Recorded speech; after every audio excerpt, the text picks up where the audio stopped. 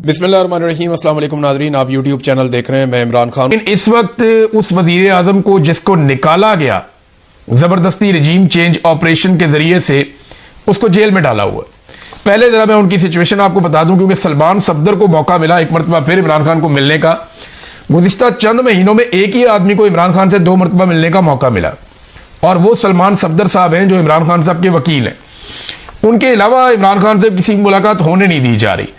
اب سلمان صفدر جو بیرسٹر ہیں وہ کیا کہتے ہیں عمران خان صاحب سے ملنے کے بعد؟ انہوں نے کہا جی کہ اسلام آباد ہائی کورٹ کے احکامات کی روشنی میں اڈیالہ جیل کے حکام نے 4 ماہ کے تعطل کے بعد آج سپہر 3 بجے جناب عمران خان صاحب سے ملاقات کی سہولت فراہم کی. عدالتی احکامات اور بارہا درخواستوں کے باوجود بشرا بی بی کو اہم ہدایت کے لیے وکیل اور موکل سے ملاقات کے لیے جو ہے وہ سیل سے نہیں بلایا گیا, ان سے ملاقات نہیں کروائی. ملاقات 60 منٹ تک عمران خان سے جاری رہی, جس میں خان صاحب کو القادر ٹرسٹ کیس سمیت تمام قانونی معاملات پر جامع بریفنگ دی گئی. مجموعی طور پر خان صاحب اچھی صحت میں ہیں, بلند حوصلے اور پہلے کی طرح غیر معمولی طور پر مضبوط نظر آ رہے تھے. تاہم ان کی آنکھ کی تکلیف بدستور برقرار ہے, جس کی وجہ سے بینائی میں شدید دشواری ہے اور بہت معمولی بہتری آئی ہے. 2 ہفتے میں مزید علاج کیا جائے گا. اچھا, اس میں آپ یہ بات ذہن میں رکھیں کہ عمران خان کے وکیل نے کہا کہ 2 ہفتے کے بعد عمران خان صاحب کی آنکھ کا مزید علاج ہوگا, یعنی مے بی اور انجیکشن لگائے جائیں اور ٹریٹمنٹ کیا جائے. دوسرا, جو بہتری عمران خان صاحب کی آنکھ کے اندر آئی ہے وہ بہت معمولی ہے, اور وہ یہ بھی کہہ رہے ہیں کہ عمران خان صاحب کو دیکھنے میں دشواری ہے اور آنکھ میں جو تکلیف ہے وہ بدستور برقرار ہے.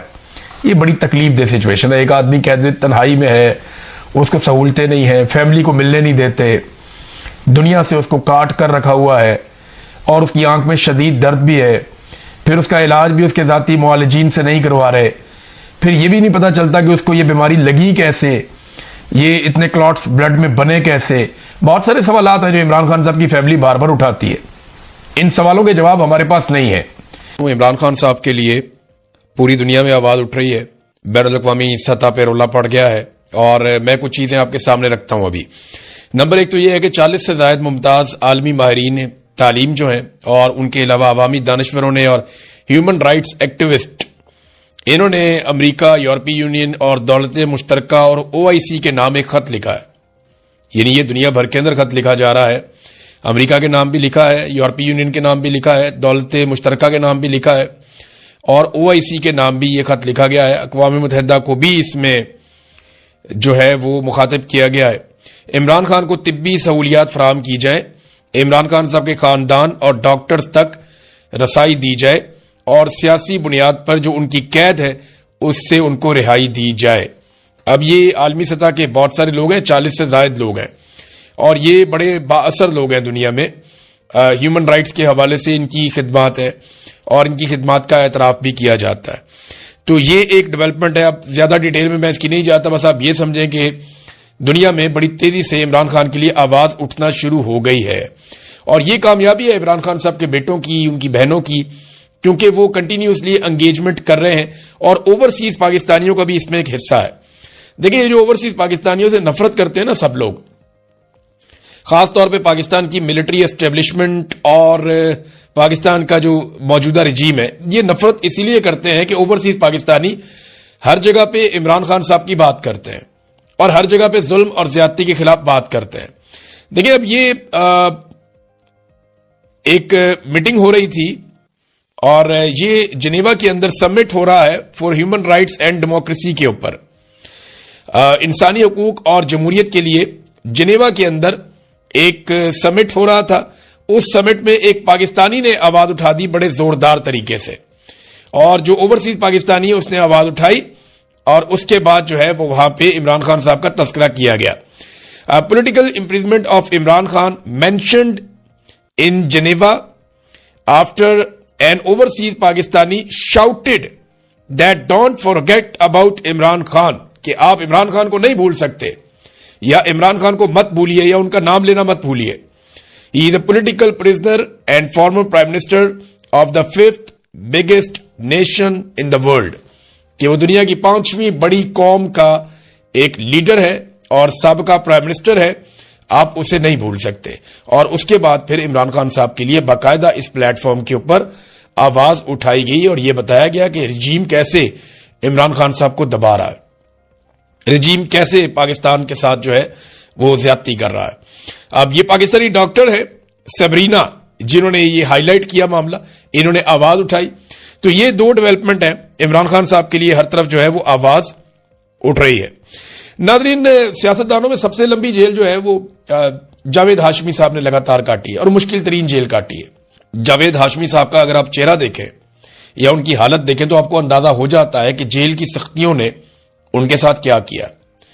زعیم حسین قادری صاحب, یہ مرحوم انتقال فرما گئے ہیں, میرے بڑے اچھے دوست تھے, بڑے شاندار انسان تھے اور بڑے بہادر انسان تھے. زعیم قادری نے بڑی قربانیاں دی نواز شریف کے لیے, جمہوریت کے لیے, اور مشکل وقت میں نواز شریف کے ساتھ کھڑے ہوئے. نواز شریف اور شہباز شریف جو ہے ان کی اہلیہ کو کہتے تھے کہ ایسے ہی لوگ وزیر اعظم بنتے ہیں, ایسے ہی لوگ وزیر اعلیٰ اور گورنر بنتے ہیں. لیکن جب انہیں اقتدار ملا تو انہوں نے زعیم قادری کو ٹکے ٹوکری کر دیا. پھر زعیم قادری صاحب انہیں چھوڑ گئے, ان کا انتقال ہو گیا, اللہ تعالیٰ انہیں غریق رحمت کرے. بڑے شاندار انسان تھے. زعیم قادری کے والد کی پیٹھ میں بھی چھرا گھونپا وہ مجھے بتایا کرتے تھے, اور ان کی پیٹھ میں بھی چھرا گھونپا نواز شریف صاحب نے. تو یہ جن لوگوں نے بہت مار کھائی ان میں یہ بھی تھے. تو جاوید ہاشمی صاحب جنہوں نے بہت تکلیف برداشت کی, ان کے جسموں پر آج بھی آمریت کے نشان ہیں. تو جاوید ہاشمی کے بقول 10 سال انہوں نے کہا میں نے جیل کاٹی ہے.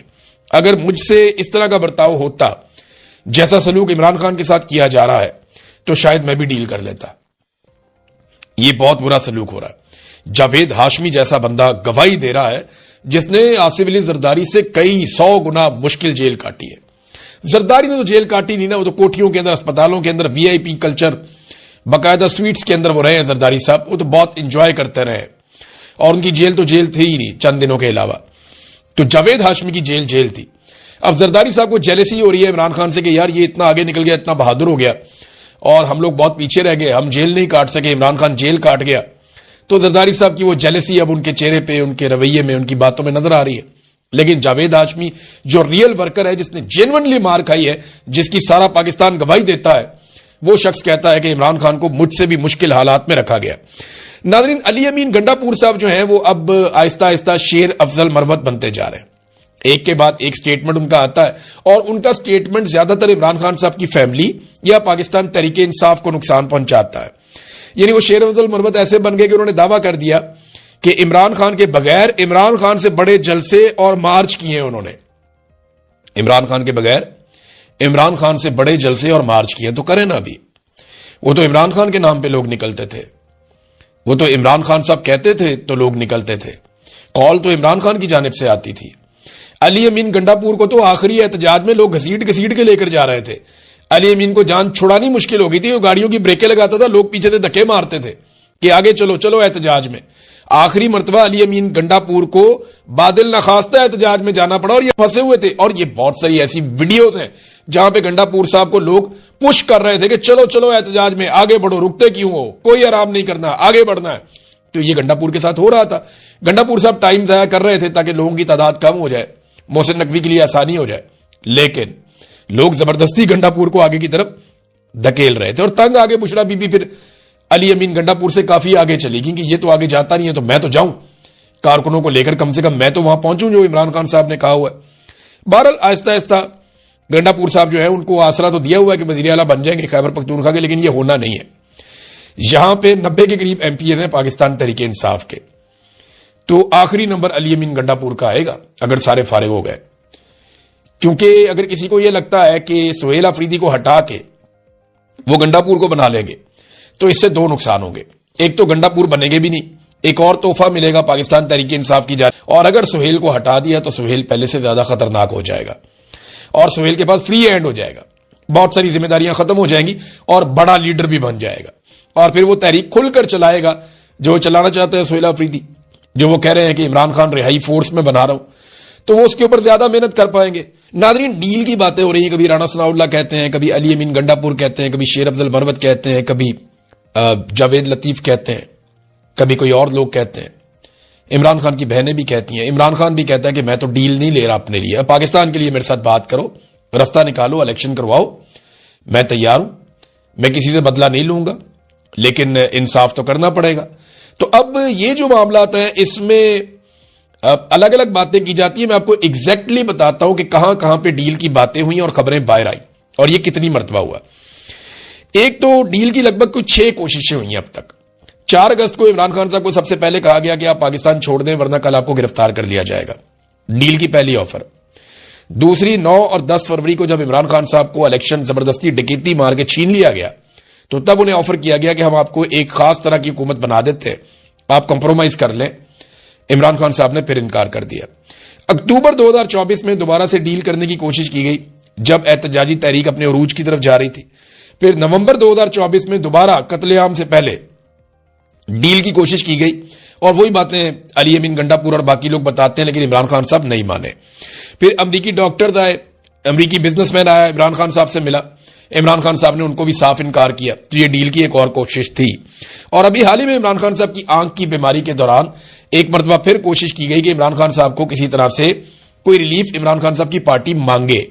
اس سے پہلے آپ کو یاد ہوگا علی امین گنڈا پور نے یہ کہا تھا کہ عمران خان صاحب کو جو ہے وہ ایک پیرول کے اوپر رہائی دی جائے, تو اس پہ عمران خان صاحب نے ناراضگی کا اظہار کیا تھا. اب وہ پیرول پہ رہائی تو چاہتے ہی نہیں ہے, نہ عمران خان صاحب بنی گالا جانا چاہتے ہیں. ہاں, اپنی